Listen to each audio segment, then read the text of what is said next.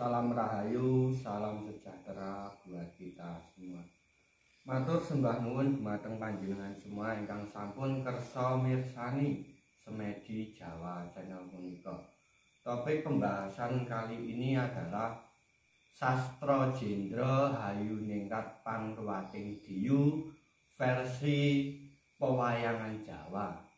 Monggo Mas Adit untuk ngasih wedaran. Nggih, salam rahayu, salam kebajikan, salam sejahtera untuk kita semua. Masih bersama channel Semedi Jawa, channelnya Mas Bangzai. Iya.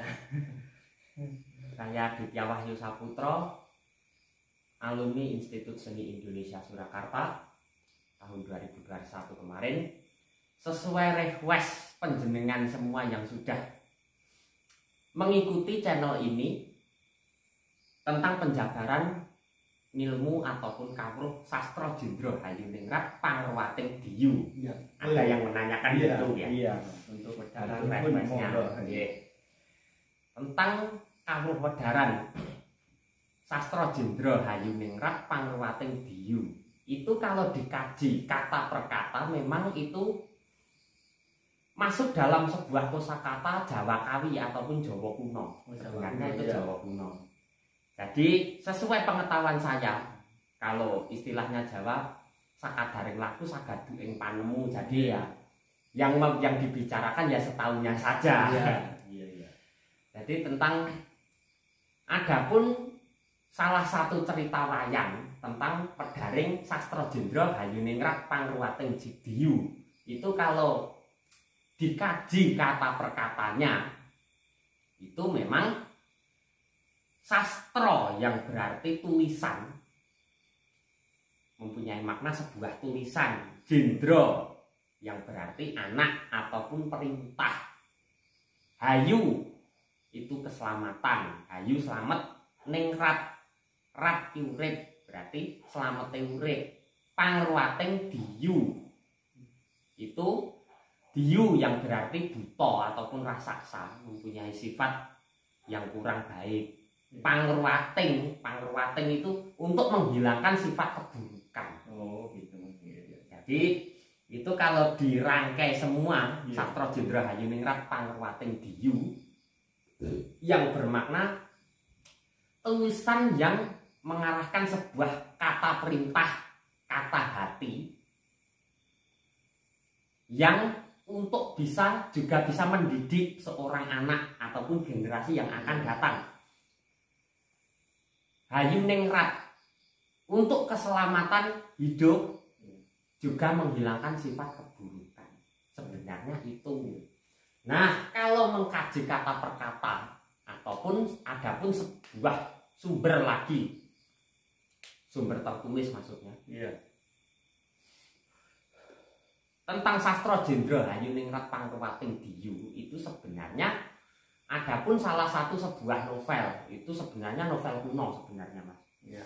Cerita kuno sebenarnya tentang kawruh wedaran Sastra Jendra Hayuningrat itu sebenarnya sebelum menjadi Sastra Jendra Hayuningrat Pangruwating Diyu, itu lain katanya. Sebelum kata-kata itu termunculkan itu ada Sastra Hajeng. Oh, berarti sebelum itu Sebelum ada versi Sastra Hajeng. Sastra Hajeng. Itu tulisan kuno maksudnya. Oh, iya. Masuk dalam tulisan kuno Sastra Hajeng yang berarti tulisan yang menggambarkan sebuah kesetiaan wanita.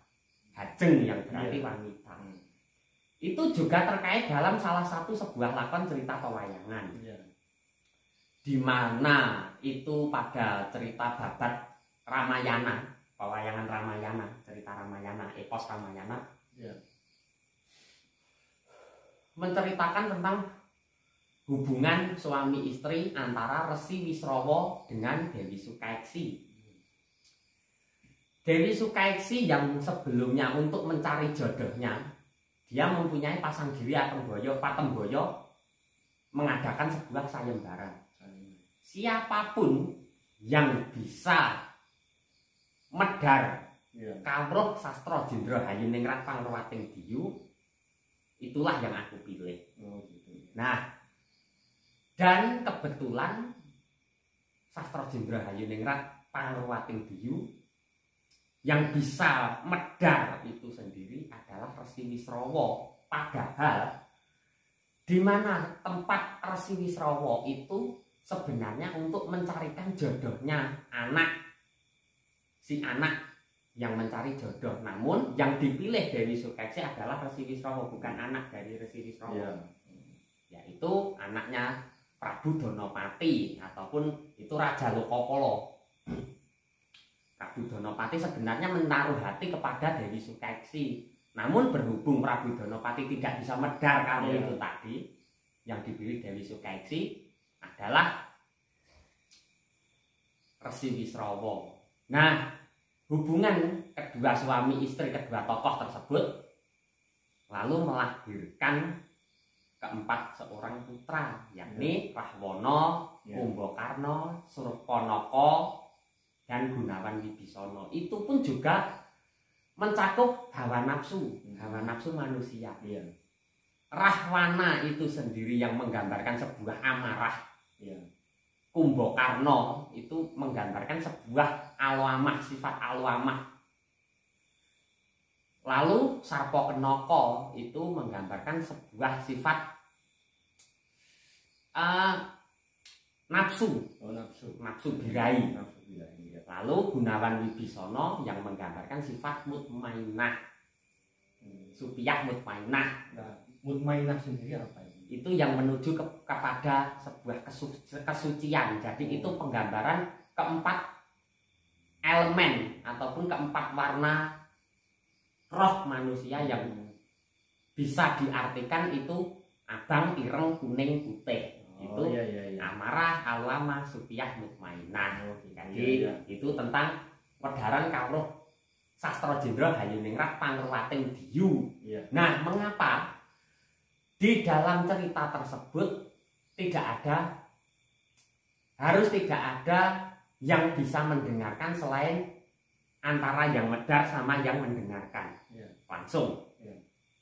Sehubungan adiknya Dewi Sukeksi yang bernama Patih Prahasta, itu yang namanya Sukesa, yang menjadi patih dari Kerajaan Alengka, itu mempunyai kesalahan karena mendengarkan, dia ikut menguping, tidak seizin Resi Wisrawa. Nah, itu mendapat sebuah kutukan menjadi seorang raksasa.